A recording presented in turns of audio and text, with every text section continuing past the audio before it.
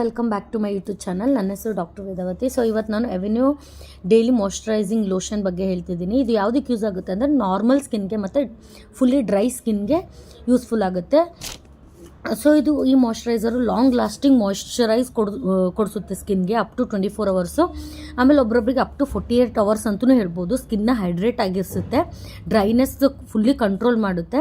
So ಮತ್ತು ಇದು ಬಾಡಿಗೆ ಮತ್ತು ಫೇಸ್ಗೆ ಎರಡಕ್ಕೂ ಯೂಸ್ ಮಾಡ್ಬೋದು. 2 ವೀಕ್ಸಲ್ಲಿ ಇಂಪ್ರೂವ್ಮೆಂಟ್ ನೋಡ್ತೀರಾ. ವಿತಿನ್ 1 ಡೇಯಲ್ಲಿ ಸ್ಕಿನ್ನ ಯಾವ ಥರ ಮಾಯ್ಶ್ಚರೈಸ್ ಆಗಿ ಇಡಿಸುತ್ತೆ ಅಂತ ನೋಡ್ತೀರಾ. 2 ವೀಕ್ಸಲ್ಲಿ ನೀವು ಫುಲ್ ಡ್ರೈನೆಸ್ ಇತ್ತಂದರೆ ನೀವು ರಿಸಲ್ಟು ಅಷ್ಟು ಬೇಗನೆ ನೋಡ್ಬೋದು ಈ ಮಾಯ್ಶ್ಚರೈಸರಿಂದ. ಯಾವ ಥರ ಯೂಸ್ ಮಾಡಬೇಕು ಅಂದರೆ ಫಸ್ಟ್ ನೀವು ಬಾಡಿಗೆ ಅಪ್ಲೈ ಮಾಡಬೇಕು.